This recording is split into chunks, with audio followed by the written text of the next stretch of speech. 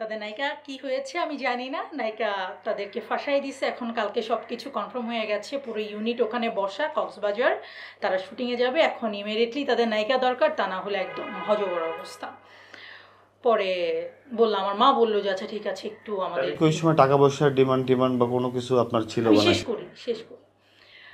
তখন আমার মা বললো যে ঠিক আছে আমি একটু টাইম দেন। পরে আমরা 1 ঘন্টা টাইম নিলাম। টাইম নেওয়ার পরে ডিরেক্টরকে বললাম যে ওকে ফাইন ভাইয়া, কাজটা করতে চাই, কালকে যেতে পারবো।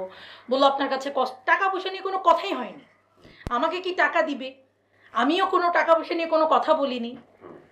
কস্টিউম কী আমার ইচ্ছে ছিল ভাই আমি কাজ করতে চাই, আমি তো কাজ করে, এবং আমার হয় না যে আমার ফ্যামিলি একটা ব্যাকগ্রাউন্ড ছিল, আমার খাওয়ার অবস্থা খারাপ ছিল না, আমার চলাফেরার অবস্থা খারাপ ছিল না, এগুলোর আমার টেনশন ছিল না, আমি আসলে কাজটা করতে চাই। তখন কাজ সব কিছু বললো যে এই কস্টিউম আছে আমার কাছে, এই লাগবে। তখন বললো যে ঠিক আছে কনফার্ম, কালকে 7টা বাজে আপনারা এফডিসিতে চলে আসেন। যখন বের হব তখন বললো যে শুটিং যে করতে যাবেন আপনারা টাকা পয়সা নিয়ে কোনো কথা বললেন না। আমি এবং আমার মা দুজনের মুখের দিকে তাকাচ্ছি। বললো যে বসেন। দেন পকেট থেকে মানিব্যাগ থেকে 10,000 টাকা বের করে দিল যে কিছু কস্টিউম কিনতে হবে, এই কস্টিউম কিনে ফিনে নিয়েন।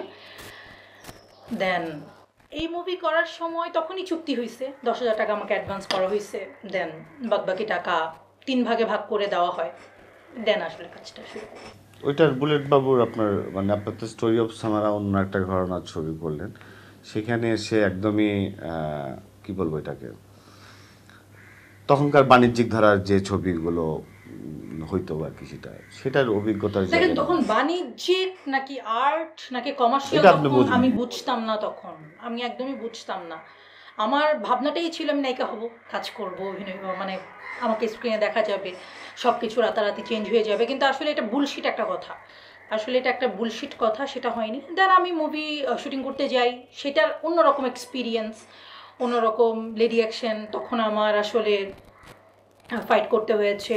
মানে ওটা স্টোরি অফ সামার এক টাইপের মুভি, স্টোরি অফ সামারের গানও বলছি। আচ্ছা যাই হোক, তো সেইটা রিসিভ করা যে নাকি ওইটাই আপনার ভাবনা হয়েছে যে আমাকে মুভি করতে গেলে এরকম একটু গান, খোলামেলা গান করতে হবে? হ্যাঁ, তখন আমার কাছে মনে হয়েছে যে ভাই এটা নর্মাল একটা থিং। তখন যে মানুষটা ধরেন ভালো মন্দের বিচার করতে পারে না, তার স্বপ্ন হচ্ছে সে নায়িকা হবে, তাকে স্ক্রিনে দেখা যাবে, সে তখন বোল্ডনেস